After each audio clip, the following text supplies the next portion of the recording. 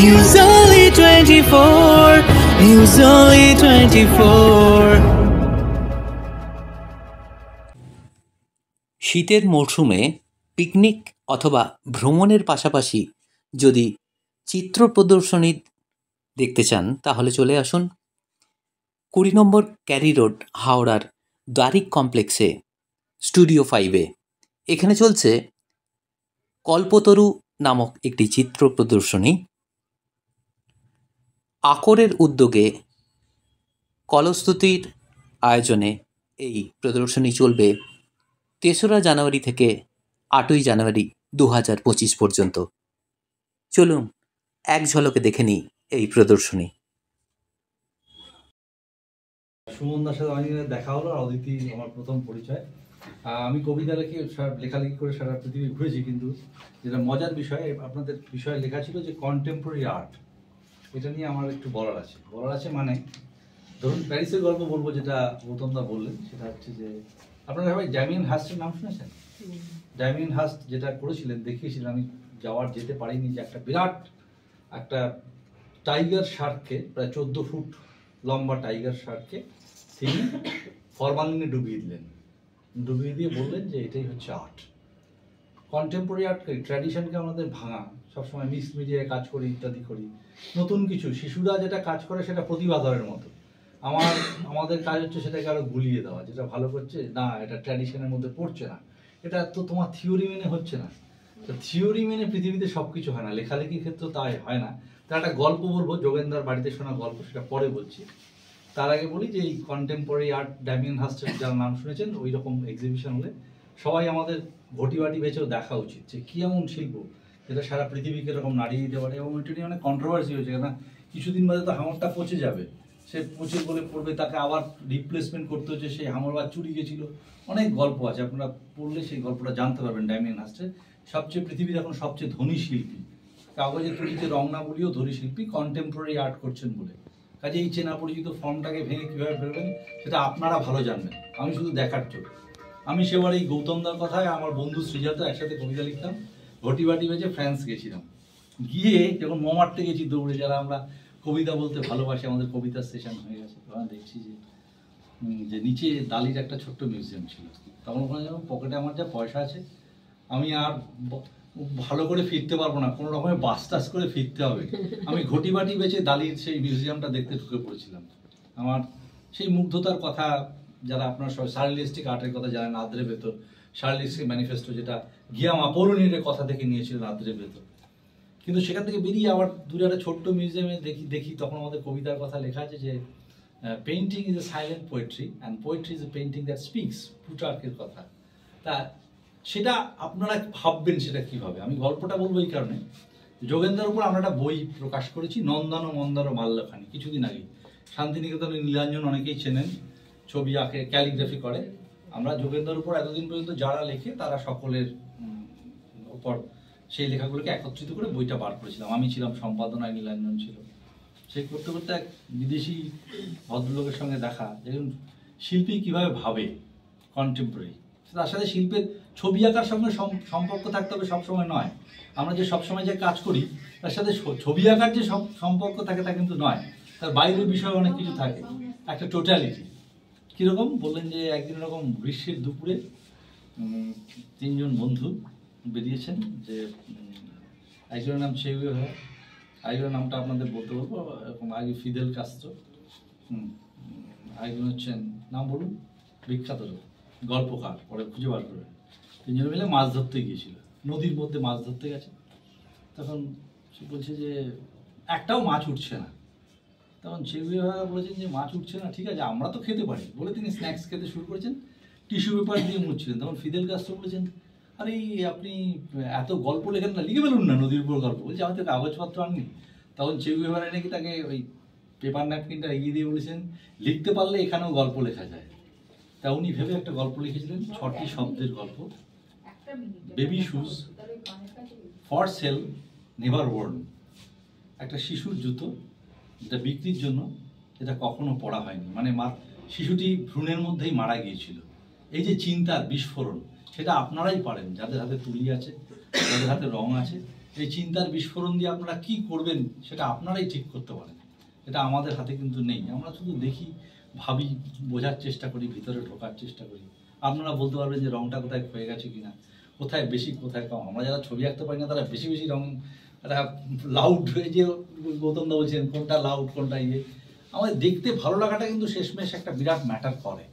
আপনি যে ফর্মটা ভাঙছেন বা কিছু করছেন, কন্টেম্পোরারির দিকে যাচ্ছেন, ওইটা কিন্তু একটা বিরাট ম্যাটার করবে। কতটা আপনি ভাঙবেন, কতটা আপনি থাকবেন, কতটা থাকবেন।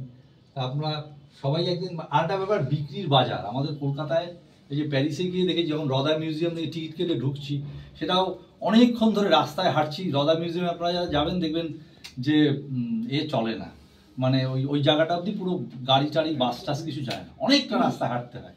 তা আমরা বাঙালিরা রদা রদা বলি, আমি সবাইকে রদা মিউজিয়াম কায়দা করে বলছি, কেউ বুঝতে পারছে না। তা একটা লোক বেলচা দিয়ে রাস্তা ঠিক করছিল, সে বললো ইয়েস রডিন মিউজিয়াম, মানে RODI এর দিস সাইড বলে চলে গেলাম। গেট দিয়ে দেখলাম, গিয়ে থিঙ্কার বসে আছে, গায়ে চিমটিকে দেখলাম, আমি সত্যি তো দেখছি তো। তারপরে শুনেছিলাম, আমি সত্যি জানি না, 74 সালে নাকি রদাকে উড়িয়ে কলকাতায় আনা হয়েছিল। তখন তো আমি হামাগুড়ি দিচ্ছি, আমি দেখতে পাইনি। কাজে সুযোগ পেলে ছাড়বেন না। আমার মনে হয় আমাদের কলকাতা শিল্পীরা, আমি সারা পৃথিবী ঘুরে যতগুলো জায়গায় ঘুরেছি, প্যারিস, রোম, ফ্লোরেন্স, ভেনিস, আরও অস্ট্রিয়া, আমাদের কলকাতা শিল্পীরা সবাই কিন্তু প্রতিভাধরের মতো কাজ করে।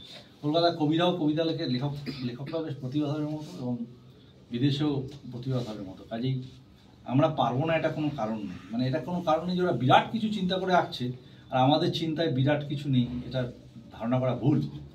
এই ট্যালেন্ট আছে সেটাকে কিন্তু তারা সেভাবে কিন্তু দিতে পারছে না। তার কারণ হচ্ছে আমার মনে হয় কনসেন্ট্রেশনের অভাব, যেটা বাঙালিদের সর্বক্ষে দেখা যাচ্ছে। যে আজকে দেখলাম যে অর্জুন অ্যাওয়ার্ড বা খেল রত্ন অ্যাওয়ার্ড একটা বাঙালি নেই, সমস্ত স্টেট থেকে পেয়েছে, বাঙালির একটাও নেই।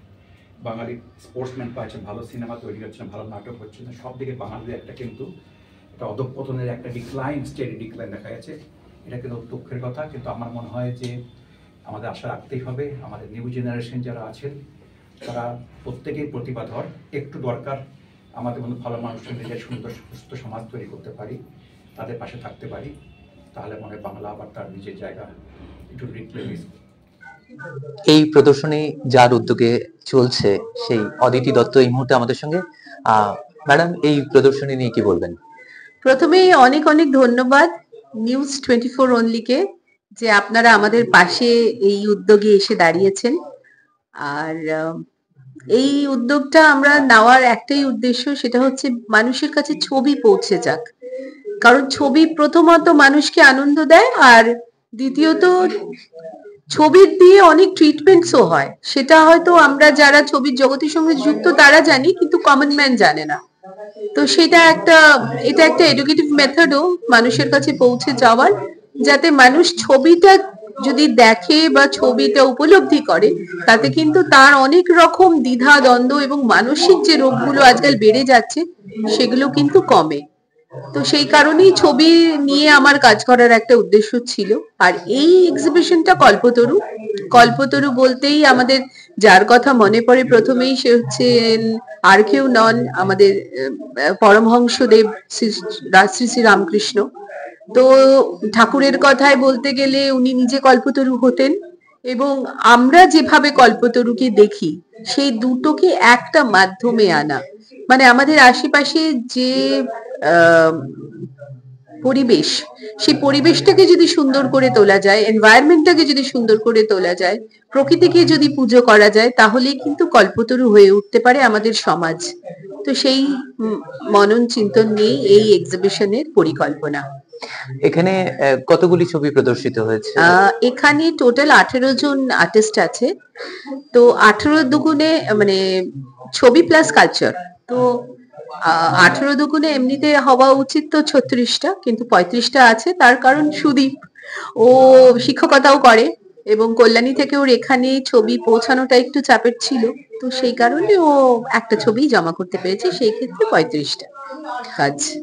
এখানে বিভিন্ন ধরনের শিল্পীরা তাদের শিল্পকর্ম তুলে ধরেছেন, তো গুণগত মান সম্পর্কে আপনি কি বলবেন? আমরা আপনি নিজেও দেখেছেন ছবি, এবং আপনি নিজেও কিছুটা তো আঁচ করতেই পারছেন যে আমরা ছবি খুব সিলেক্ট করেই নিয়েছি, এখানে বাছাই করা ছবি আছে। এক্সিবিশন হচ্ছে মানেই যে আমরা সবার ছবি নিয়েছি তা কিন্তু নয়। যে ছবি দেখে মনে হয়েছে যে ছবিটা নেওয়া যেতে পারে, যেখানে মানুষের কাছে যে ছবি পৌঁছে যেতে পারে, সেই ছবি কিন্তু আমরা মূলত হাতে করে নিয়েছি।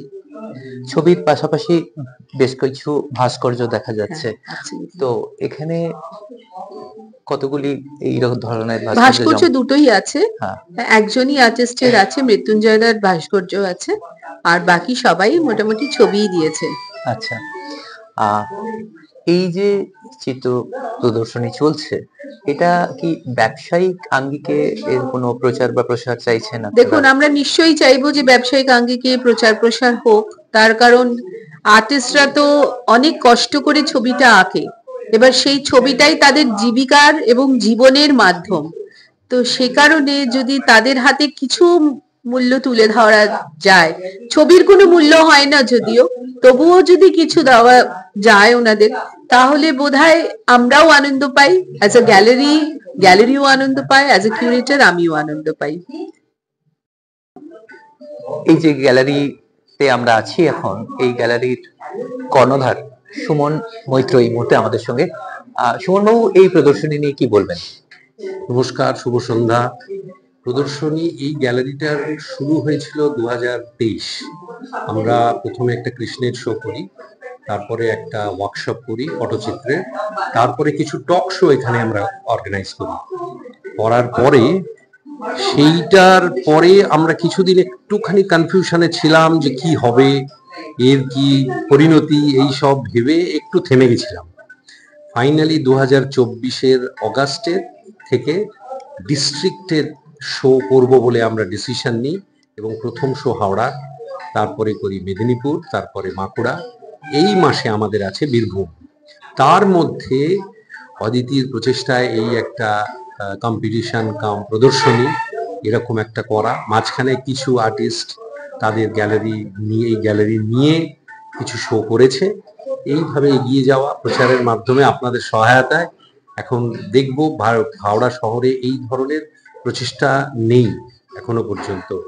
তো সেইভাবে আপনাদের সহযোগিতায় যতটা এগিয়ে যাওয়া যায় চেষ্টা করব।